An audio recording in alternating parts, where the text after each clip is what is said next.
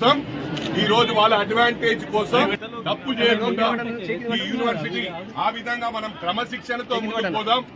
నేను పోలీస్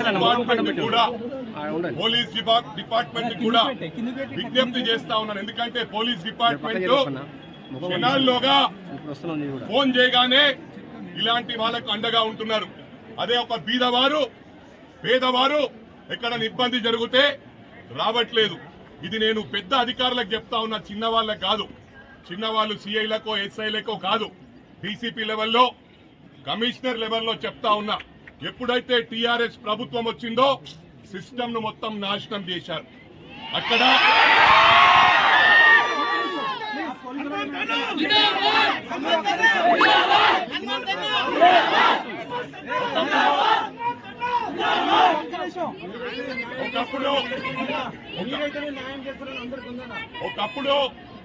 ఒకప్పుడు ఎలా ఉండే అంటే ఒక ఐపీఎస్ ఆఫీసర్ అయినా ఒక ఐఏఎస్ ఆఫీసర్ అయినా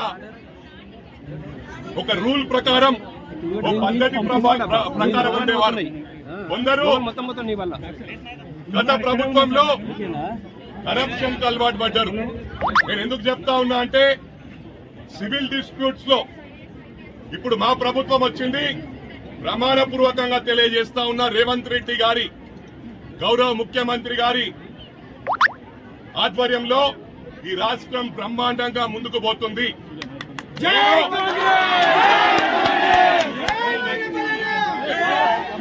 నేను ఎన్నికల పోటీ చేయట్లేదు. 5 సంవత్సరాలు ఓటు అడగదలుచుకోలేదు. వేరే వాళ్ళ కోసం అడుగుతాను, నా కోసం అడగను. ఇలాంటి వాళ్ళు ప్రభుత్వ భూములు, ఫారెస్ట్ భూములు, చెరువులు, స్టూడెంట్స్ దగ్గర అడ్డగోలుగా వసూలు చేసే వాళ్ళను నిలదీసి సిస్టమ్ ను మార్చే వరకు నేను వదిలిపెట్టానని చెప్పి కూడా ఈ 5 సంవత్సరాలు ప్రభుత్వానికి అదేవిధంగా మా గౌరవ ముఖ్యమంత్రి గారికి చెడ్డ పేరు రాకుండా నేను ప్రతి ఒక్కటి కూడా మానిటర్ చేస్తాను. నేను ఒకటి మరోసారి కలెక్టర్ కు అదేవిధంగా పోలీస్ కమిషనర్ కు డిప్యూటీ కమిషనర్లకు అందరికి కూడా విజ్ఞప్తి చేస్తా ఉన్నా.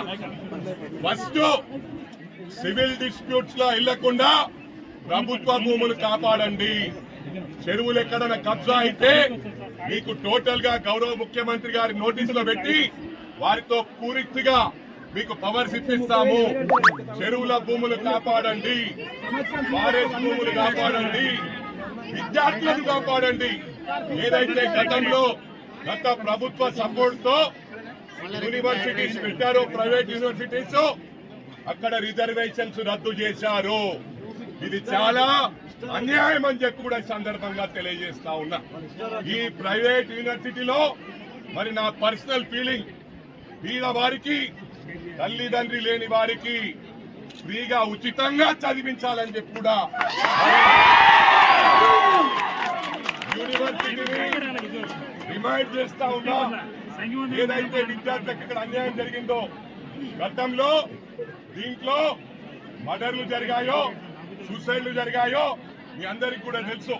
ప్రభుత్వం అండతో, మంత్రి అండతో అది బయటకు రాకుండా కప్పిపుడ్చారు. అవన్నిటిని కూడా బయటకు తీస్తామని చెప్పి కూడా ఈ సందర్భంగా తెలియజేస్తా ఉన్నా.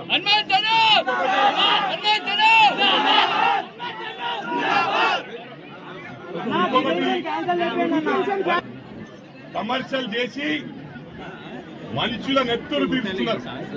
ఇది గమనించాలా.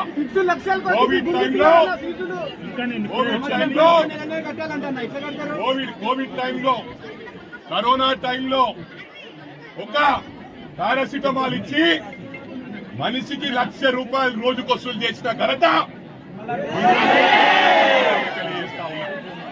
ఇవాళ అందరికీ ప్రజానికానికి విజ్ఞప్తి చేసిన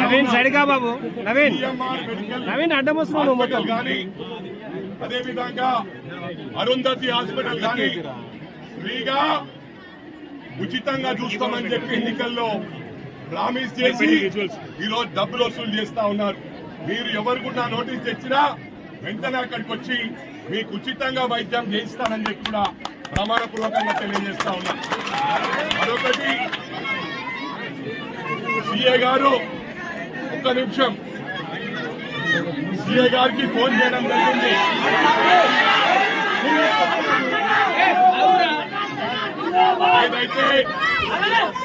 ఏదైతే గౌరవ ముఖ్యమంత్రి గారిని మీ హాస్టల్ కు సర్ప్రైజ్ విజిట్ తెచ్చి పురుగుల అన్నం పెడితే మేము ఇన్స్పెక్ట్ చేసి అది ప్రూవ్ అయితే కాలేజ్ కు మూతపడుతుంది. కానీ ఇవాళ ప్రభుత్వ భూములున్నా ఫారెస్ట్ భూములున్నా ఈ ప్రెమిసెస్ ఎంటర్ కాలేమంటే మీ చదువు పాడవుతుందని చెప్పి రాలేదని చెప్పి కూడా ఈ సందర్భంగా మనం చేస్తా ఉన్నా. దానికి ముందు ఈ విధంగా జరగదు, అన్నిటికీ కట్టడి చేస్తామని చెప్పి సభాముఖంగా మనం చేస్తా ఉన్నా. సీఏ గారికి ఫోన్ చేసినప్పుడు లాఠీ చార్జ్ చేస్తా అని చెప్పాడు. నేను సీఏ గారికి రిక్వెస్ట్ చేశాను, 5 minutes లో వస్తున్నా, అలాంటివి చేయొద్దని చెప్పాను. మరోసారి కూడా విజ్ఞప్తి చేస్తా ఉన్నా, మీ పెద్ద అధికారులు చెప్పినా కూడా మీరు ఎలాంటి చర్యలు తీసుకున్నా సీరియస్ యాక్షన్ ఉంటుంది. క్రమశిక్షణకు మారు పేరు విద్యార్థులు అని చెప్పి సందర్భంగా తెలియజేస్తా ఉన్నా. మీరు ఏదైతే క్రమశిక్షణతో ఉన్నారో అందరికి కూడా చేతులెత్తి దండం పెడతా ఉన్నా. మీ తరఫున నేను డిస్కస్ చేస్తాను, మీకు న్యాయం చేస్తాను. ఇక్కడ ఎలాంటి న్యూసెన్స్ జరిగినా కూడా చెడ్డ పేరు వచ్చే అవకాశం మాకుంటది. రాజకీయం చేస్తా ఉంటారంటారు. ఇలా రాజకీయ నాయకులు చాలా వరకు సబ్సైడ్ అయిపోతా ఉన్నారు. ఈ టీఆర్ఎస్ ప్రభుత్వం వచ్చిన తర్వాత డబ్బులకు కొనుగోలు చేస్తా ఉన్నారు. న్యాయం అమ్ముడు పోతా ఉంది. కాబట్టి ఈసారి పార్లమెంట్ లో నిలబడమన్నా నేను 5 సంవత్సరాలు నిలబడనని చెప్పి గౌరవ ముఖ్యమంత్రి గారికి రిక్వెస్ట్ చేశాను. గౌరవ ముఖ్యమంత్రి గారు ఒప్పుకున్నారు. ఈ 5 సంవత్సరాలు ప్రజల తరఫున విద్యార్థి తరఫున పోరాడతానని చెప్పి కూడా ఈ సందర్భంగా తెలియజేస్తూ చేసి ఇక్కడ వైస్ ఛాన్సలర్ తో డిస్కస్ చేసి మీ ఏవైతే సమస్యలు ఉన్నాయో